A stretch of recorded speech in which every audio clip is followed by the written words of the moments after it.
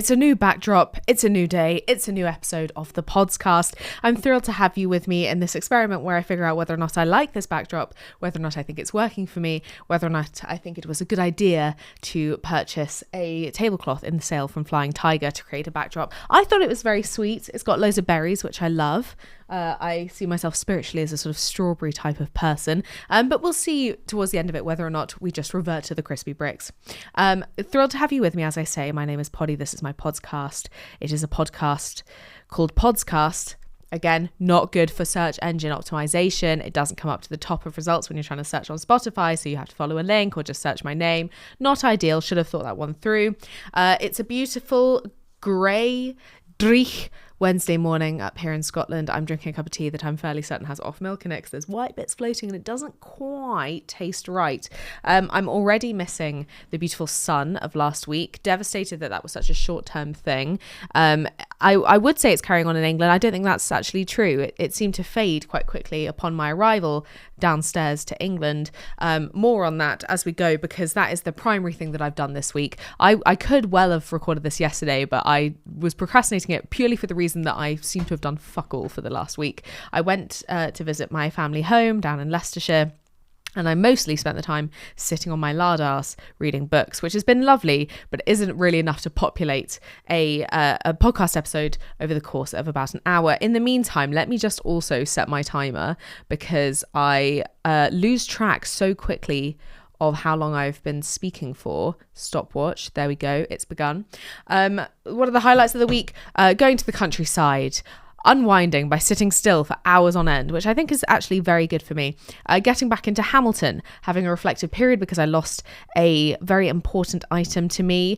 Works of great literature and bad literature, the works of Jack Dave Rook. Various TV shows that I've watched, and a film that I watched last night that I only half remember, and my appearance in a BBC Scotland video. All that to come. Stay with me. This is a Podcast.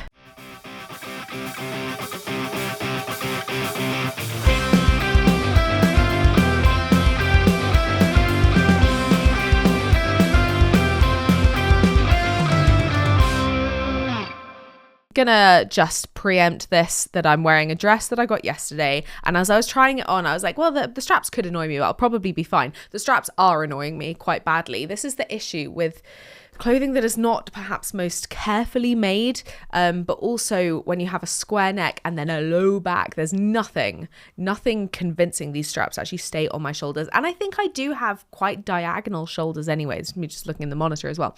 I think my shoulders are quite diagonal, and they're just threatening, they're jonesing to fall straight off my shoulders. So there's going to be a lot of tugging the shoulders back on, which I don't think is particularly glamorous or professional, but I will be doing both of those things. Where should we begin? Okay, let's begin with last week, because I recorded on Wednesday last week and I forgot to note down anything that happened on Tuesday particularly. We did go to the outdoor pool and I did mention that, but what I didn't mention is that Jordan and I got massively back into Hamilton, and it has been too long a time. It's been too long coming. I love Hamilton and it's a masterpiece, and it's amazing that I can forget so completely how brilliant it is, and then we put it on and we listened to the entire thing in the space of a day. That shows you how much driving I was doing that day, that we listened end to end to the whole of Hamilton, and then also listened to Panic at the Disco. I don't know what is that album called, Death of a Bachelor? Not sure. I'm not a massive Panic head. There's various songs that I've heard and liked, and by and large they're fun. I think I grew slightly weary of the band's overall sound by the end of the album. I think that was slightly too much for me, but I think in small doses I quite enjoy them. And Brendon Urie, he has such a great crooner voice, and I think it's so unfair that there are so few men who are willing to commit to being crooners in this day and age, because also Benson Boone, he does a really good job of doing Rat Pack type stuff.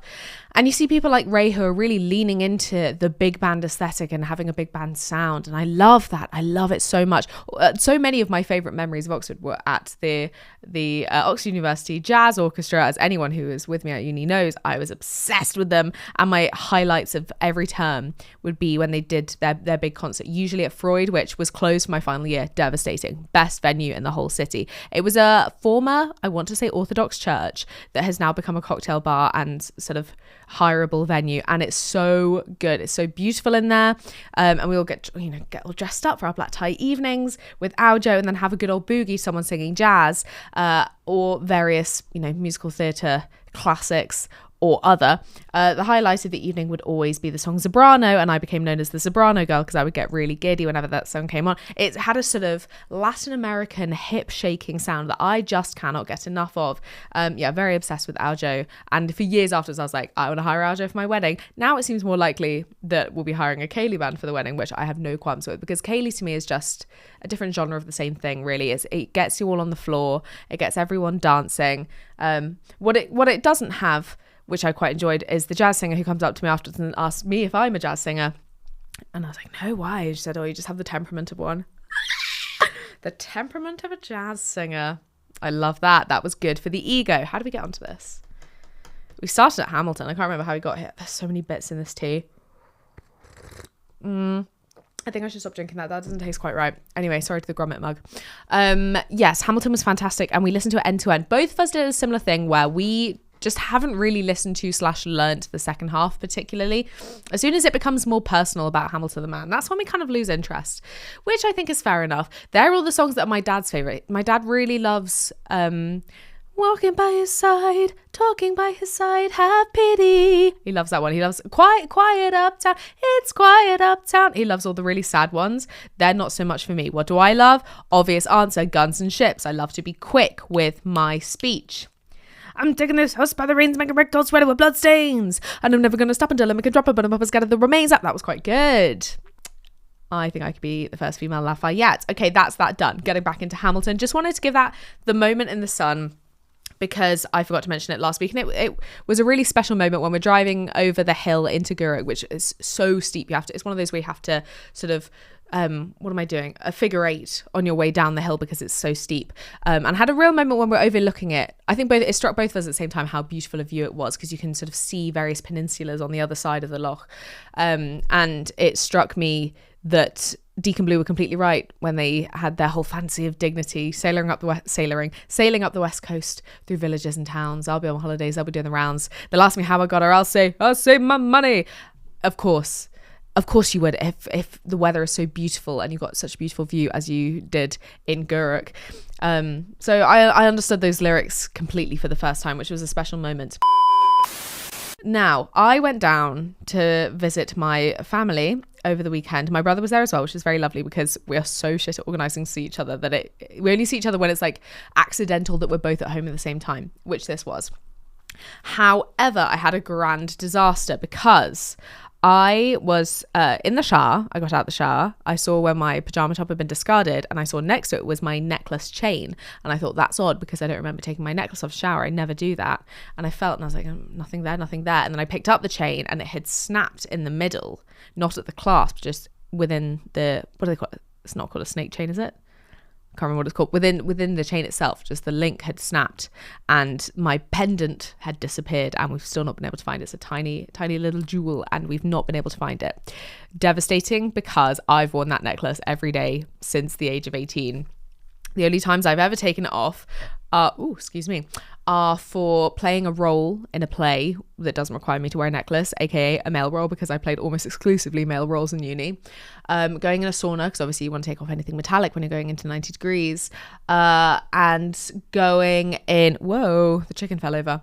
Going on a specific water slide in Stoke-on-Trent. The ones in Germany, they were fine with me having my necklace on for these water slides, but the one in Stoke-on-Trent, they were like, no, you have to take it off and hold it in your hand as you go down, because it's gonna, we don't want it to catch anything and then just capitate you going down. It was one of those slides where you get into the tube and you cross your arms, and then the floor just falls away and you shoot down. And with those, it's not so much about enjoying it particularly, it's just about telling yourself that it'll be over soon. What water slide could hope for a better review than I grinned and bought it. I grinned and bought it. God, why was that so difficult for me to say? We'll get onto grammar policing later. So they're the only times I've taken this necklace off. that necklace has lasted with me since I was a very different person, hence me getting reflective, in large part because there's not much else for me to talk about. So I'm going to get reflective and get into it. The person that I was at 18 is so far flung from the person that I am now that I struggle to, particularly, if I'm honest, remember what it felt like to be that. So I'm always so impressed by people that can capture the adolescent experience in literature and film, because I just feel like I've got a real blank to what it felt like. I've got my diary, and thank goodness I do, because otherwise I don't think I would have a key into what it felt like. I've got a few videos and stuff, and I don't think I gave myself credit for quite how wonderfully silly I was. I think that was just kind of a given to the personality that I had. I didn't recognize it as being particularly daft. I don't know. I feel like there's a fine line. I was certainly like the dizzier friend, but I giggled so much, which is lovely. I watch those videos back and I'm a really giggly person, and that makes me realize it more with the person that I am now. I also think the big difference is that at 18, I had a really clear thing I was aiming for, and had been aiming for a very long time, which was Oxford. That had always been my big aim in life. I've got two big aims and I've achieved one of them. So it was go to Oxford and then become a TV presenter. And I'm now in this middle space between the two where I'm not doing either of those things. And I do feel a bit lost. I don't feel like I have a clear path to getting to that second one. Whereas to Oxford's credit, it's super clear how to get in. You fill out your UCAS form and you fill out your MLAT, and you send over a couple of pieces of previous work, and you send over your personal statement, and you have an interview. Like, that's all regimented. You know what to expect. This, I'm going, everyone comes into being a TV presenter in such a completely different route. We were looking up Fern from the radio. That's not Fern Britain. Fern Cotton. Is it Fern Cotton? I feel like now that doesn't feel right in my mind. It is Fern Cotton. Just doubting myself. We were looking up Fern Cotton's Wikipedia yesterday, because that's a classic thing that I do. How do TV presenters get the jobs they're in? And she won a competition when she was 15. Can someone please run a national competition that I can win, please? I would love for that to be my road in. There was a period of time where we thought my road in might have been the fact that I won a raffle prize to meet Kitty Scott-Claus, and then shot this video for Student Beans, and then we were in conversations to do something, and that just kind of never went anywhere. The conversations being about doing like vox pops, or just doing sort of videos for their socials. And that, there's a period of time where I went, God, how lucky for me to just have my name pulled out of a hat, and this has led to this.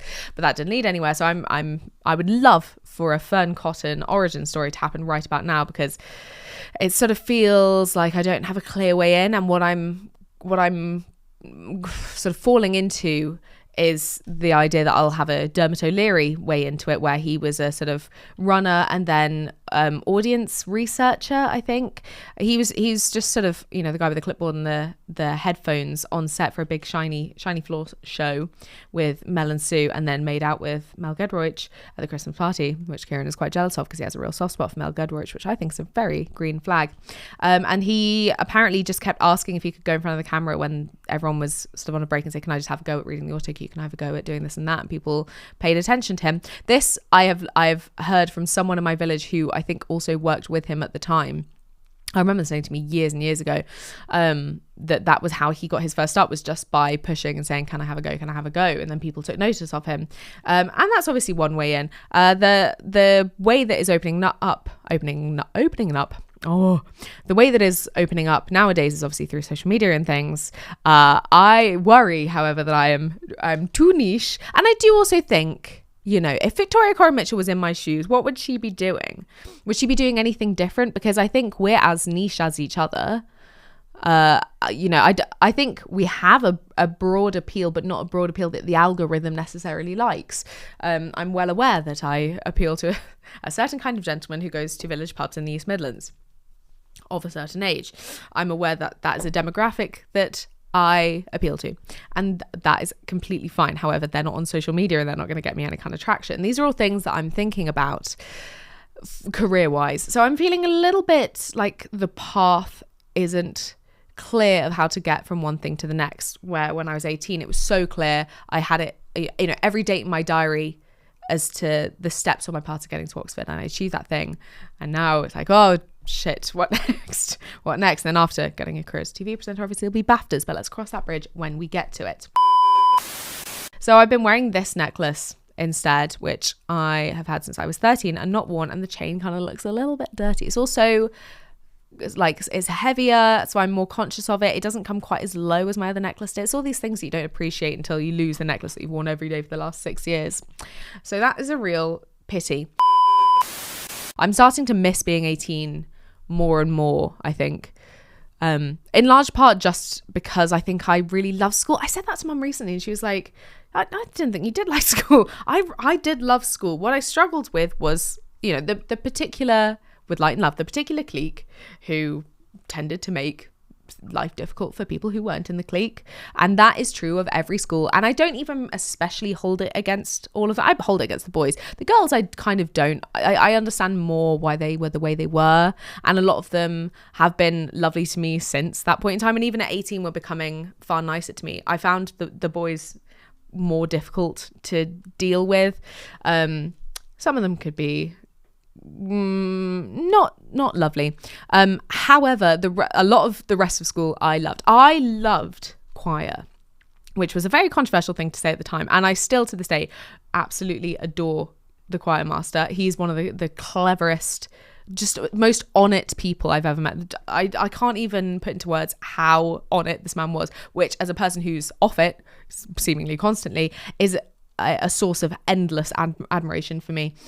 He just was so good at keeping time for everyone. He knew every single person in the choir. He knew what we were all getting up to. He knew when I had a day of 3 exams in one day during my GCSEs, so I was in Communicado. He was just so aware of all of us and what was going on in all of our lives.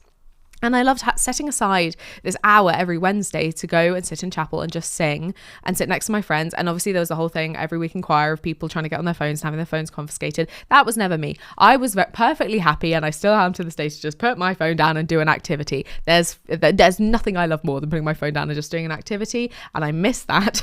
That's why it was so good when I went and painted my coasters. And I loved, having a sing song in the morning. And, I've started this podcast. I got into the streets now 11. I started this at just gone 10, and I was thinking, God, it's good to get in the studio early this morning, but I kind of feel like I've not warmed up into it. I don't feel quite awake yet. I had accomplished so much by 10:30 in the morning when I was at school. I would have got on the bus at like 7:15 into school at 8. Then we did our registration and stuff, and then we'd either go and have congregational hymn practice, or we'd have assembly, or we'd have tutorial, or we'd just have house time. I would have been in my second lesson of the day at this point in time, rolling on towards break. I would have probably written an essay and studied a whole act of Hamlet or something. I used to be able to do so much, and now I'm like, oh God, so tired. I don't know why I'm particularly tired today and yesterday. I'm not quite sure what that is, but I feel genuinely quite drained. So this speech that's all coming out of my mouth now at 1,000,000 miles an hour, this feels like the burst of energy that I'm going to have before I crash at midday, which is not good because I do have social engagements this afternoon. So that doesn't bode well for the people that I'm going to be hanging out with later, that I'm having my big burst now. But I loved all that. I obviously absolutely adored the theatre. That was my big thing that I really miss. Also because we were so in the dark about what the finances were about the theatre, and then you get to uni and you're like, okay, this is what you can get for $2,000, and it kind of looks like shit a lot of the time. You're really fighting the budget. God knows how much the school must have spent on those theatrical productions, because they looked fantastic. The costume hire alone must have been utterly out of this world. I mean, I think back to when we did Christmas Carol. There's like 80 characters in that, and we all had costumes for every single one of them, and they were proper higher Victorian costumes. I have no idea how much went into that, but that was the absolute bomb. Obviously there was the fair bit of drama behind the scenes in the drama department, as you'd expect, but just again to have your phone off and be playing with your friends, I miss that. And you've got all the people that have something in common, brought together by someone who's organized it that isn't me. Wish I had that still in my life. So that was great. And I miss the lessons. I do miss the lessons. I miss learning as frequently as I did. I miss even being tested. This was a conversation that we had, Kieran and I, this week, where I was talking about how I don't think you can realistically learn a language outside of being in the country where it's spoken unless you're being tested really rigorously. Which is the big difference I noticed between going to a private school and then working at a state school, is how infrequently the kids are tested, which is not a sort of indictment against any of the teachers. It's completely impractical to be testing as much as we were in my school, because the class sizes were at the absolute most half as big as the average class size that was at the state school that I was working at. Besides which, it takes up so much of the teacher's time, and the kids are doing stuff outside of school, and it's not practical to put them through as much homework where, we'd have prep, we'd be in school doing our homework in school anyway. There's like designated time for it. Granted, we also sometimes get home not having had any prep time or library time or whatever, and it's like 8 p.m. and you've still got to do a couple of essays. But we didn't really have a life outside school. But I think that's the bargain that you make going to a school like Oakham, is that the entire childhood life cycle just takes place within the school. There's not really much that can exist outside. It was difficult to keep up equestrianism outside of school. It's difficult to keep up, dance and tennis and things like that. You kind of had to let that all go. All that aside, also the fact I was on the bus for like 50 minutes meant that was when I learned all my stuff for being tested. But the fact that I did have tests essentially every single day because I was doing 4 languages meant that it did stick. And that's what I'm missing with trying to learn Irish, is that I'm not being tested. I'm not actively learning. I'm not actively revising, trying to memorize these things. It just isn't going to stick, which is why, it was so much easier to get a great big chunk of like A's to C's within our entire cohort across all languages, was just because we were being tested so easy because we had the ability to. All that to say, a lot of the Irish vocab is not sticking in my brain. That's something for me to work on. But I even missed that in school because it was just part of the pattern, part of this schedule that was outside of my control that I didn't have to worry about. Obviously, the big thing I miss is seeing so many people every day, so many different people with different interests, different ages, doing different subjects, just the way you get thrown together without having to introduce yourself first. I miss that. I remember when the pandemic started and I was like, the person I'm gonna miss the most in this pandemic is Izzy Fear. Shout out Izzy Fear, because she was just someone who was like in my classes that I saw every day. We weren't particularly close and we didn't hang out outside of things. Like, we didn't talk to each other outside of class, especially. We would if we bumped into each other, but it's not like we would like strike up conversations in the way that is necessary now to just form an acquaintance, let alone a friend. So I was like, now the pandemic started, we haven't got an excuse to talk to each other. We're not going to just bump into each other anymore. We're not going to strike up a conversation because we're both waiting outside the same classroom. There's nothing incidental that would cause us to talk to each other. And, I don't think we're at that stage of closeness where I'm going to go out of my way to be like, oh, let's have a conversation about, what you've had for your tea, or what you're watching on telly, or what you think the meaning of life is. That's the kind of person that I'm going to miss most in school, because we're not close enough to warrant us actively trying to continue the friendship. So shout out Izzy Fair. I miss you every day.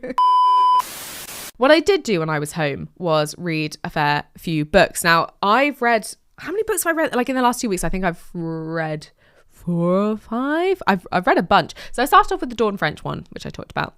Then I read The Man on the Endless Stair by Chris Barkley, which I really, really enjoyed. I didn't think I was a mystery person, but apparently I am more open to the genre than I thought. And I also really appreciated that it took a completely different ending than what I expected. Just utterly outside the box. I like that a lot. Then I read Benbecula by Graham McRae Burnett, which I also really liked. Again, thought it was going to be a mystery thing. It wasn't a mystery thing. He took such a different tack than I thought he was going to, because the background that he'd explained to us, the audience, at Paisley Book Fest was that he had been approached by the publisher to write this book about a historic incident that happened on the Isle of Benbecula where a guy killed half his family. So I thought it was going to be more about the events itself. The direction that he took was that it was more about the brother who was telling the story, one of the survivors of this family annihilation, who was an absolute rotter, gross person. I mean, the historical guy, who's to say, but the character that Graham McRae Burnett has invented was really gross and horrible, which is one of my favourite things to read in a book. I love a gross bloke. One of my top character choices in literature is gross bloke. It's best when he's the narrator. He was utterly abominable and I really enjoyed that. It was also a really short book. I absolutely whizzed through that. So I shall be recommending it to other people. And in fact, big thanks, many big thanks to Paisley Book Fest for introducing me to these two authors in the first place. Then I read a book that I don't particularly want to give the name of because I don't have anything nice to say about it, and I don't like that. I really don't like not enjoying things. I love to love things. That's what I think is one of my greatest qualities.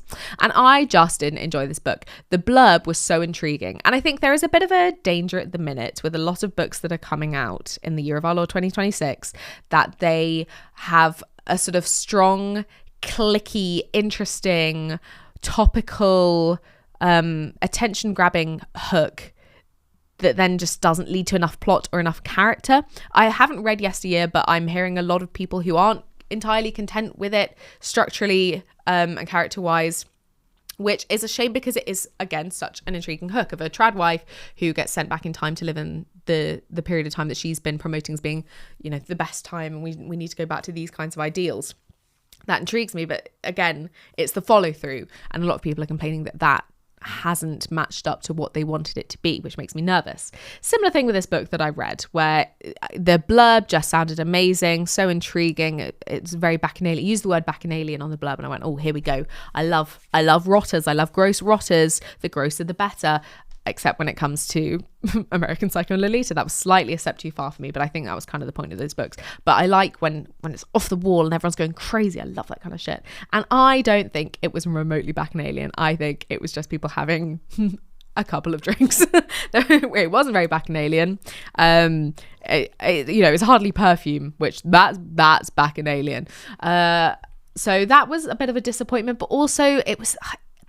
With Light and Love to the writer, it felt like she was a little forgetful. She kept dropping in these interesting character qualities and then not doing anything with them whatsoever. So one character was a sugar baby. That came up once and then never again. She just completely forgot that character trait had been introduced. I thought that was going to create some tension later on. Again, Chekhov's putting down the water pistol, but then it's not spurting anything.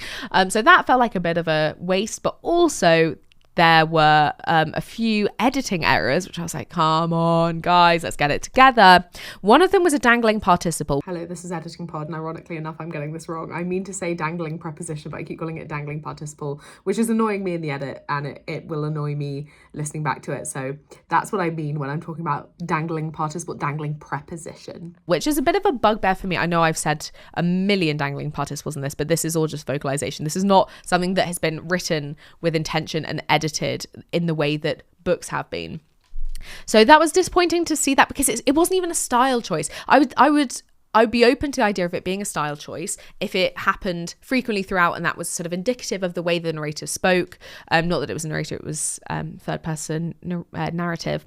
So that just have one dangling participle, I was like, what are we doing? It was made a podium out of. So out of which you made a podium, surely. So that bothered me, and it's difficult to demonstrate in an interview scenario whether or not you have attention to detail, but if my attention to detail is preventing me from actually enjoying a book, I would argue that is having pretty strong attention to detail, but selectively. It just comes up in literature. So that was annoying to me. I didn't like that. And there was another one where it referred to the year 2019, and then immediately after it said 2009. I was like, you just said 2019. And I had to reread this same paragraph over and over again, going, oh, have I missed something? Are we talking about a different date? Is this a different thing? No, they just misprinted 2019 instead of 2009. And that annoyed me. So I was like, attention to detail. Maybe I could be a book editor, because I feel like I am quite good at noticing these things. The other thing was the fact that there was no momentum towards the end. There was no sense of build. Because you know when you're reading a book or watching a TV show, and they sort of in passing mention this sort of event, and then that becomes the backdrop for the big finale. And that had been mentioned very early on, this finale setting of what they were going to do. So people coming together to do this thing, and then just didn't mention it at any point. There was no build up towards it. And I could tell from a million miles away that the reveal was going to be they do this thing and it winds up being disappointing. I knew that was what the structure was going to be for this sequence, but there was no build up to it. So the anti-climax completely failed because there was no climax to begin with. You have to have one in order to have the other. Besides which, there were two characters that were will they, won't they-ing, but they did it so frequently that I was like, I've actually lost track of where we are on the will they, won't they. You have to really lead me on the garden path to one to then take me down the other, which I think no book does better than My Cousin Rachel. That's the ultimate.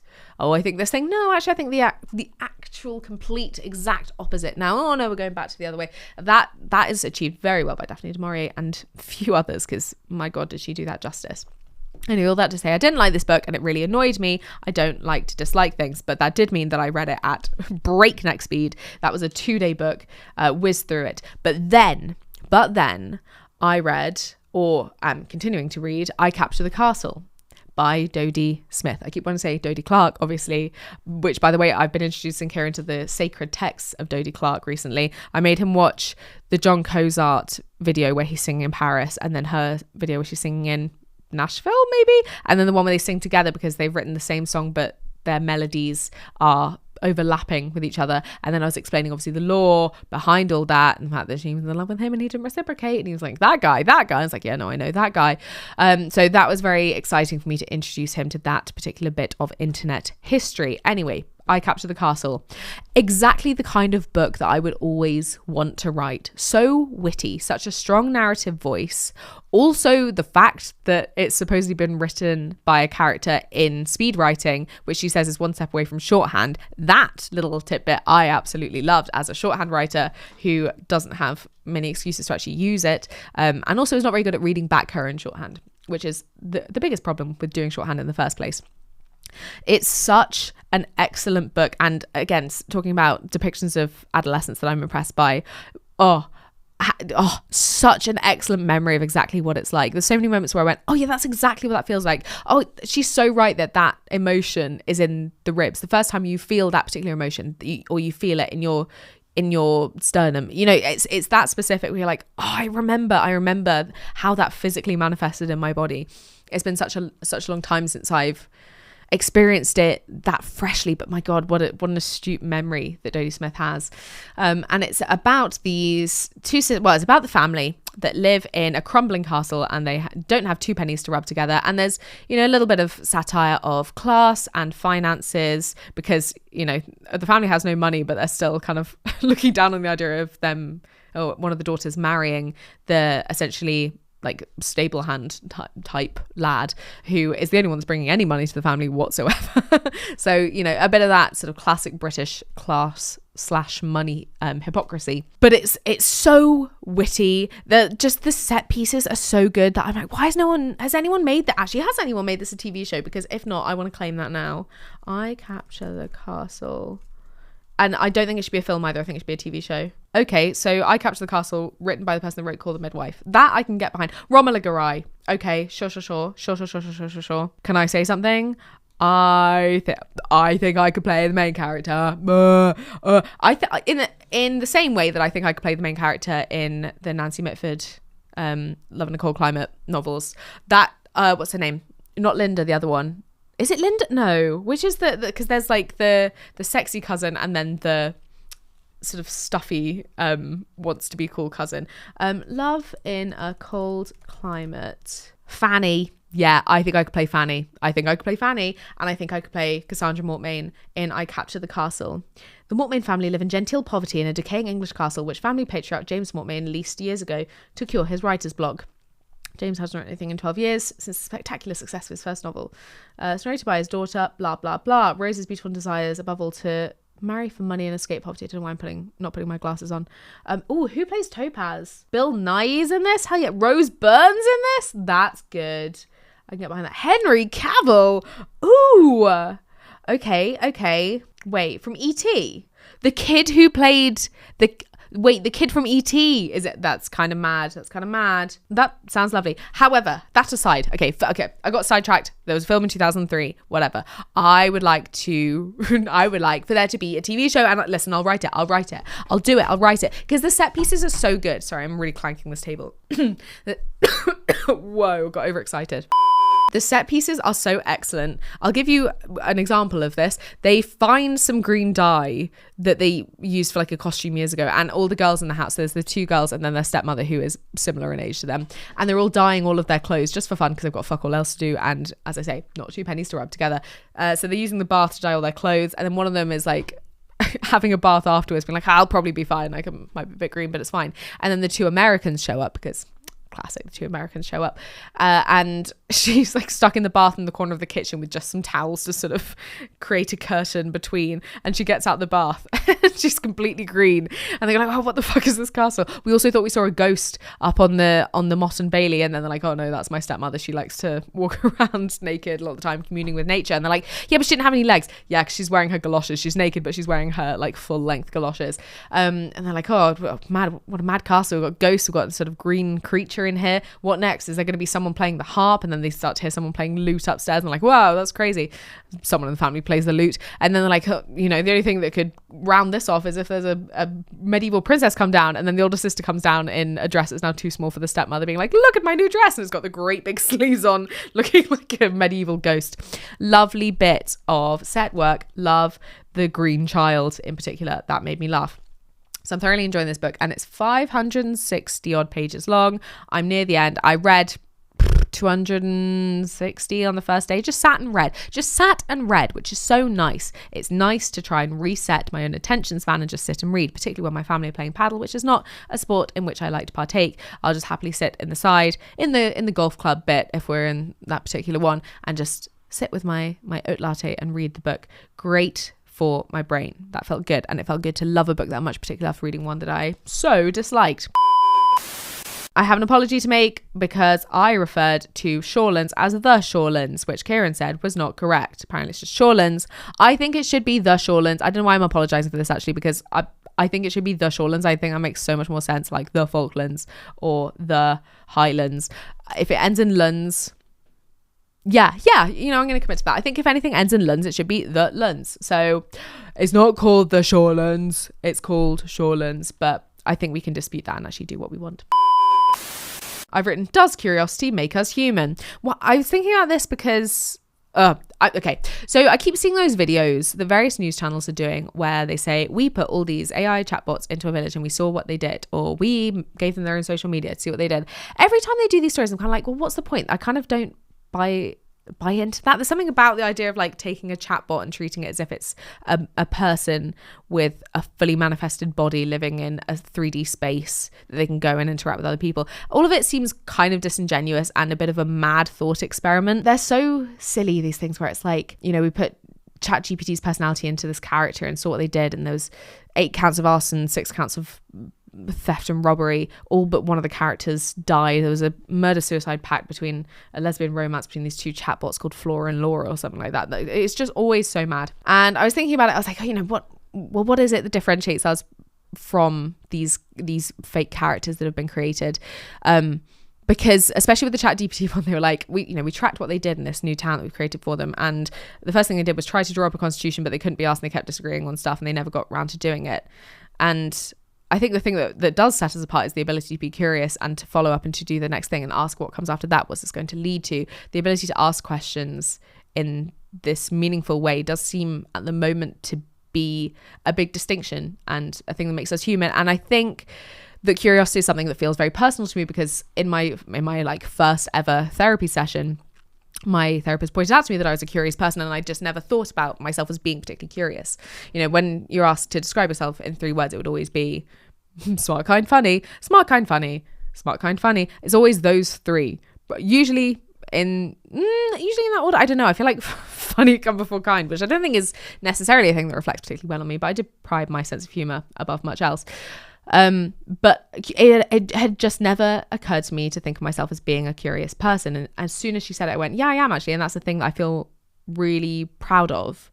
And it's not occurred to me to feel proud of it. And, I'm doing this degree that isn't going to be a lucrative degree because it's a degree in studying old literature in another language. It's not a particularly transferable skill heavy degree, although I think there are like soft skills that you get from it that are useful, but on a sort of practical level, it's hardly gonna get me ahead of a bank from studying the fucking, I don't know, what did I study? Regnard. That was my dissertation. So the reason that I did that degree was because of my own curiosity, which I'd not really vocalized as a thought. It had just been something quite passive in my brain, that I'd gotten to this really high level of studying another language and studying the top literature written in it, just out of sheer curiosity, because I wanted to know what those books read like in their original language without the glamour of translation. I mean glamour in the sense of a disguise. So I think that's the most curious thing you can do, is to pursue that line of inquiry to the absolute end. And I think to some extent I've kind of lost that curiosity since, in part out of laziness, out of not allowing myself to feel fully bored, which I think is a super important thing. Having that friction of boredom to then lead you to start to inquire about something else. I feel like I'm kind of waffling and not really making a concise point, but the point that I'm trying to make is that I want to be more curious, because I think that is what makes me me, and that's what makes us us. I love to be curious about things and to research things, and to that end, let me just say I did not look up the Falklands until yesterday, or possibly the day before, because I forgot about it, and then I was like, damn, I was supposed to be curious about this thing. The difficulty being, I lost interest because of how politically heavy it was. That wasn't really what I wanted to be thinking about. I was more interested in the people themselves, because also they had this referendum, I can't remember how long ago the referendum was now, where they voted on whether to remain British or to become Argentinian, and it was like 99.9%. And Kieran said that the only people that voted against it just did so that it didn't seem like it was a fix, and that they hadn't actually held the vote in good democratic faith, like just to sort of prove that it wasn't a full 100% to make it look less suspicious, which if anything kind of made it look more suspicious, but that's by the by. But that they just seem so patriotic in that sense. You know, there's a real connection to the UK for people, many of whom likely haven't been to the UK, which makes me curious. But then you watch the documentaries, it's all about, you know, diplomacy and whatnot, and essentially international stubbornness, because now the UK can never be seen to relent on its hold of the Falkland Islands, simply because Argentina made such a grab for them, irrespective of whether or not it actually is lucrative or practical or tactical or in any other way useful for us to retain that landmass. We now can't do it just because of image. I don't know, I'm not a diplomat. But that, I was like, I'm kind of not interested in that bit. I want to know more about the people and the life on the island, because climate wise it's cold. It's like the top temperatures in summer are like 18 degrees, and also sheep outnumber people 130 to 1, and they have a plane that is their bus to get them all over the place, and you can hear the sort of the timings of that plane on the local radio, and also everyone knows everyone's phone number because it's only 5 digits long, and there's only like 3,000 people there. These are all things that are intriguing me.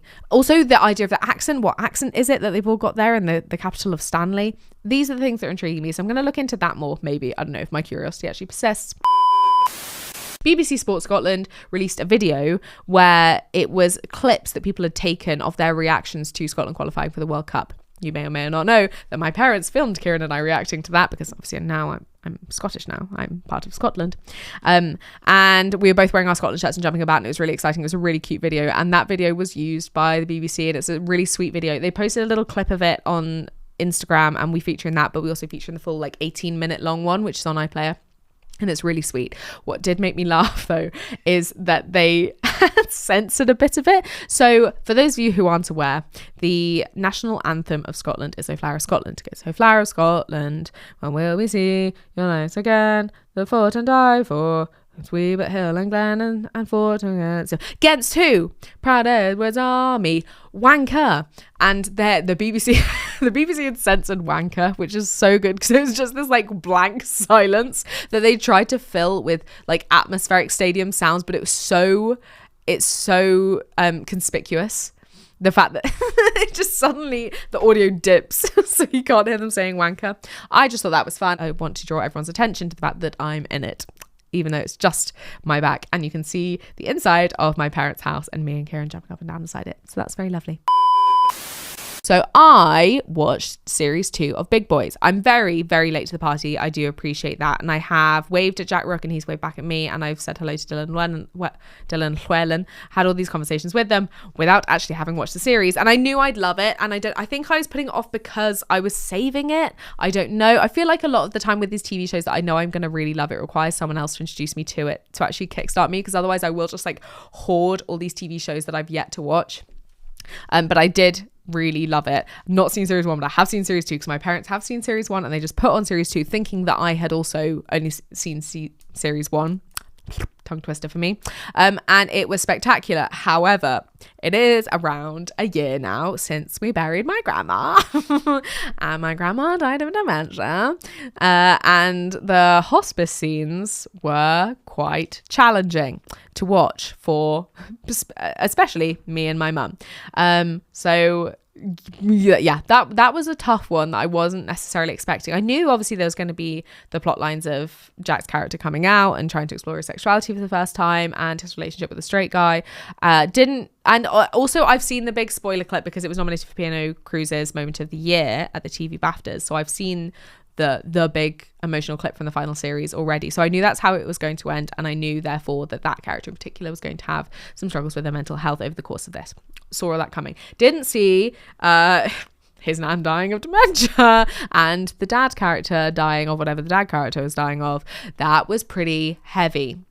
However, my goodness, Jack Rook is so talented, so funny. I love seeing a period of time that I have lived through being part of a period on TV, because it's set in 2014, the series that we watched with Alison Hammond on Strictly, and you know the specific fashions of the time, all the cultural references, what songs were in, what was everyone, the blue and black dress, or is it white and gold, all these specifics. I really enjoy seeing that period of time reflected. I thought I wasn't going to, because you know when you see adults proper grown-ups talking about seeing like the 80s and the 90s on TV and they're like, oh, it makes me feel so old that this is now like a period drama and it's set in this period of time. I love it. It makes me feel like I've lived through that, been that part of history. I was there, I remember it. It makes me feel really sort of connected to other people that we all went through that too. We all really wanted Alison Hammond to do well on Strictly, you know. I wasn't expecting my first experience of it to be so exciting, and maybe that'll wear thin as I get older and people who weren't alive through that period try and set things in that period and don't get it as accurate as Jack Rook obviously has done because he's so on it, and I'll get annoyed and be like, oh god, this is the young people, this is what they think that it was like to live in 2014, that's making me feel old. Maybe it'll be different in that instance, but I really enjoyed that aspect of it. All that to say, it's such a great show, but we did cry the whole way through series 2 episode 6. There wasn't a moment where we weren't crying, and then it became like ugly sobbing when it got to the ad break and we were both just going that was hard, that was tough going, that was tough. But it's great now. I'm watching series 1. So I'm catching up. I'm getting back on it. And the girl who plays Corinne is absolutely exceptional. She's really fun. I like her a lot. And I'm going to be watching everything she's ever done now. I also forgot to talk about Race Across the World, which finished recently, which Kieran and I watched every week. Granted, rarely on the right day because that was on a Thursday, and Thursday is Clutha Day, as we know.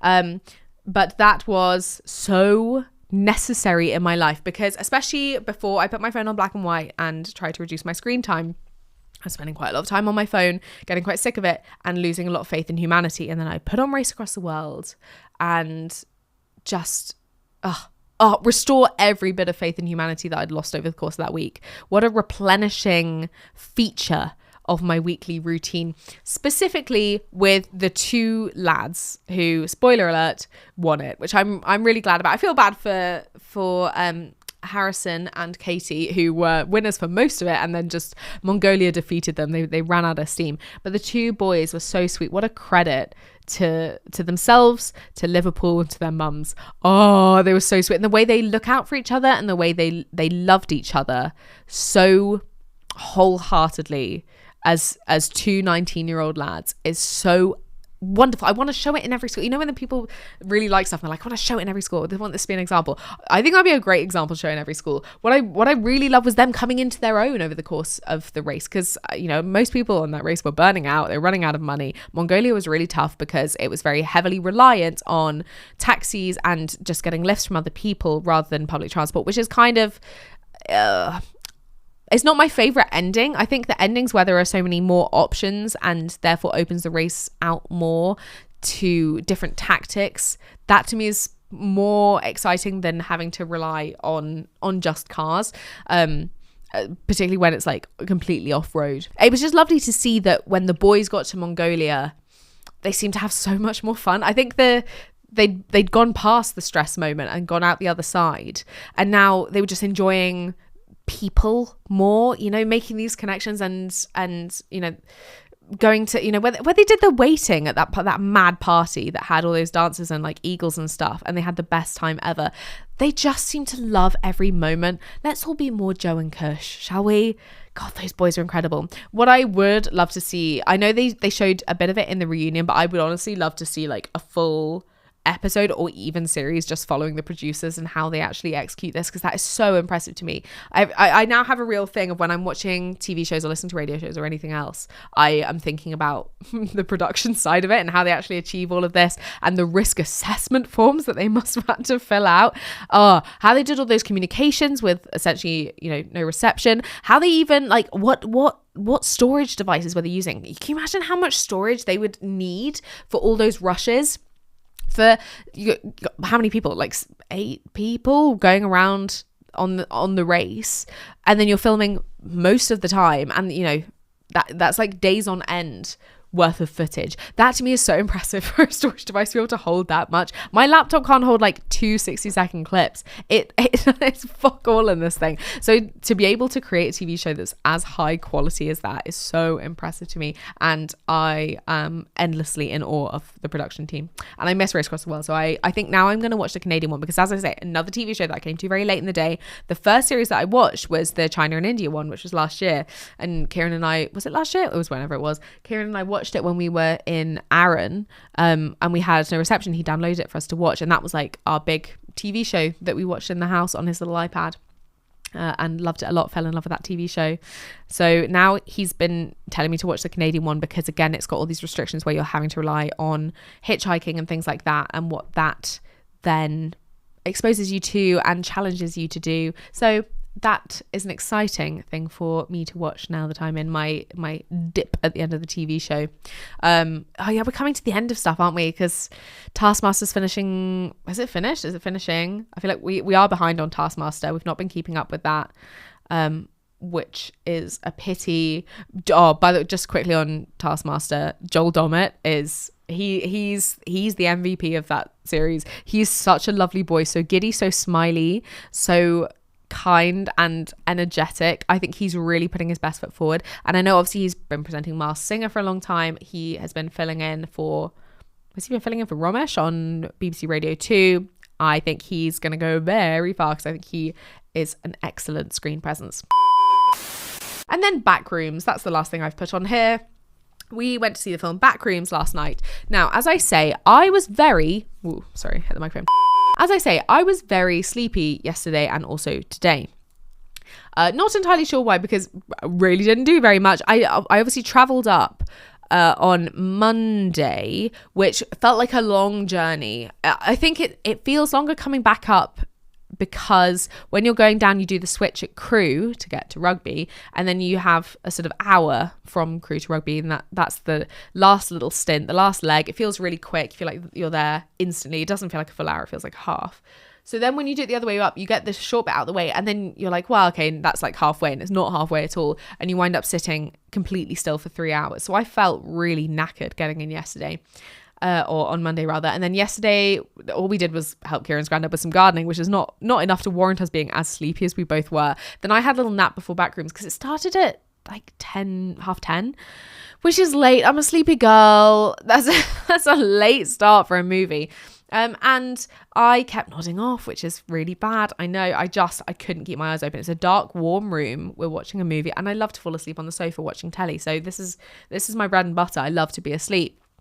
So I was really struggling to keep my eyes open, and it's quite a bad movie to fall asleep intermittently whilst watching, because it's very nightmarish and it wasn't very narrative led. That's not the point of the movie. So Backrooms is about Chiwetel Ejiofor, who works in a furniture store, and in the basement there's this weird portal into this liminal space where it's all, you know, weird walls and wallpapers. It looks vaguely familiar but also jarringly not, and it's just an absolute labyrinth of these vaguely familiar looking spaces, but there's something a bit off about them, like spaces that look like they should be outdoors but they're indoors, or walls where they shouldn't be, doors leading to nowhere, something being backward, just slightly off. And it was a very vibes-based movie. The story itself wasn't hugely important. It was very open to interpretation. And being someone who kept falling asleep, particularly during the dialogue moments, I didn't really understand what the narrative was. And that feels like it's kind of by the by. But when you're waking up and going to sleep in between it, and very sorry to Kane Parsons that this is the case, I did fall asleep going through it. But as I say, I was a really sleepy girl and it was a late showing. It's very nightmarish. And so slipping in and out of consciousness is quite jarring to then feel like you're waking up from a dream to then go into another dream. So that felt really odd. And then the two things that you don't want to happen coming out of that movie happened, where I went to the loo and it was, again, kind of a Twilight Zone thing, but just in the sense that there was no toilet paper in any of the toilets. So I was going into each one going, there's no toilet paper in here. Oh my God, I'm in a back room. I'm in a normal toilet, but there's no toilet paper. That's the thing that's jarring. There's no toilet paper. Like ramming my hand into the holder, trying to find it, just getting cardboard, unrelenting cardboard. Where's the paper? So then I was like, shit, I'm in the back rooms. And then as we were leaving, all the automatic doors were turned off. So I was like trying to walk in front of the doors to make them go, and they were all shut. Again, we're in the back rooms. So now every time that anything is vaguely off in a space, I will start to worry that I've gone through the Chiwetel Ejiofor door. But visually, very interesting movie. I just didn't understand it, which is it's not Kane Parsons' fault. It's my fault for sleeping through it. But also Kieran did say he didn't especially understand it either. So maybe it's not just me. But that's all I've got on my list to talk about, I think. What are the takeaways from this week? I'm going to try to be more curious, do more stuff. I've kind of let the whole Bumble BFF thing go because it just didn't feel like it was working. I don't think the dating format is quite right. I also think one of my big problems is, you put that you're a big reader on there, and nowadays what big reader means is ACOTAR and nothing else. And every time, they'd be like, oh, what do you like reading? I was like, well, different things. I like my literary fiction. I like my classics. And they're like, oh, have you read ACOTAR? No. haven't read ACOTAR. And I haven't read Icebreaker, and I haven't read any of the other ones that are sold in the works. And I don't want to be a snob about it. People talk about it all the time about, should we judge people for the literature they read? Surely it's good that they're just reading. And by and large, I think it is. On a personal level, it's just annoying that everyone seems to be reading the same books, and they're not books that I'm interested in reading. I wish there were more people that I could interact with about the books that I'm interested in reading. So on a personal level, there's that grievance. I do think that reading books that are varied and that challenge you do actively make you a better person. I'm so heavily affected by the stuff that I read. I even down to what I wear. Like, I remember after I read Riders, the first in the Jilly Cooper Rutshire Chronicles series, and I started dressing a bit more like I was a lady in the 80s who lived in Rutshire, and I started talking slightly more like that, and I started thinking about, should I have a little bit of wine with dinner, and should I flirt with a Scottish man? And that ended up working out pretty well. And reading Capture the Castle, now I'm starting to think a bit more about my love of bread and butter, for one, and the dresses that I'm wearing, and being grateful for what I have. There's a lot of gratitude in that novel, which is great. There's a whole passage where the main character Cassandra talks about the fact that her sister now has this trousseau worth £2,000. She's got all these amazing clothes, and she said, I don't know whether I necessarily would love that, because I would never again be able to experience the joy that I had just from having my new green dress, which looks plain compared to all these other ones, but it's made me so happy. And if everything was for granted, then I wouldn't have that joy. So thinking about gratitude more as a result of this book. The other book that I was reading that I didn't like had a lot of wine in it. So then again, I'm starting to think about wine a bit more and think about the flavors that I'm consuming as I'm consuming them, a bit more conscious of that process of consumption. Books do affect you in these very practical ways in your day-to-day life. And if you are just consistently reading one genre of book that is not especially challenging, or I've not read them in their entirety. I've read passages of them, but I wouldn't say that they're the most creatively written book. And who am I to say I haven't read a book? I haven't written a book. Who am I to criticize other people's writing? But it's whatever. But people can really get on their high horses about it and talk about the way that reading should be like eating your variety of your sweet things, but also your vegetables. You need to have a healthy diet to live a good life. I'm glad that people are reading. I just wish that there was more overlap between what's popular and what I like. I love when Sally Rooney season comes around, when that woman publishes a book every 2 or 3 years, and I go, yes, now everyone's talking about the book that I have read. This is fantastic. I love Sally Rooney so much, and I miss her, and I want her to come back. And I do think her best work is actually Mr. Salary, which is a short that she wrote. I love it so much. I think more people should read Mrs. Salary. As usual, please tune in to Lomond Radio on a Tuesday morning between 10 to 12. That is mid-morning show with me, Charlotte Wilson, where I'm playing songs, and do send me a request if you'd like it ahead of time, because that's when I actually do schedule my show. Let us do our words. I don't think I have a dog fire hydrant. Did I see anything really classic? I don't think I've seen anything classic this week. But I did go home, and so that's not my fault. Now, last week the word was pavonine, and whilst I didn't use it aloud, I did think about it a lot. And I've tried to do a slightly pavonine eye look this week. Is everyone appreciating that? Good stuff. Okay, right, we're going to go for a word that I saw in Lolita. Poshlost, which is a Russian word. It's a pejorative Russian word for amorality, vulgarity, a lack of originality, and or bad taste. It has been cited as an example of the so-called untranslatable word, because there is no exact single word English equivalent. And I think Nabokov made quite a big deal of the fact that you can't translate this concept. I kind of think you can. I hesitate to do so because I think there's an undercurrent of classism to it that alarms me. But there's people get flack online if they're from the crushed grey velvet sofa type of life, and they're big into Peaky Blinders and living in a new build and going to Turkey for teeth. There's that genre of person, I feel, is a kind of translation of what he's going for. But I'm not saying that.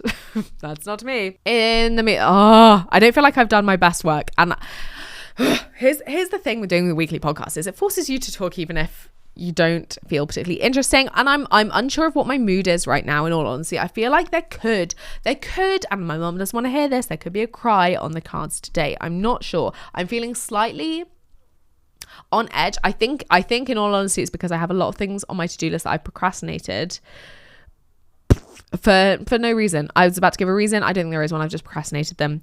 And that's making me anxious. I also have really been feeling the cortisol spike first thing in the morning, which I remember saying to my therapist years ago. I was like, I would get super anxious first thing in the morning. She was like, the reason for that is because we are still cavemen at heart. And when a caveman wakes up, first thing he has to do is check his surroundings, make sure there's no saber-toothed tigers nearby, or, rival tribes with sharpened spears, or mammoths or similar.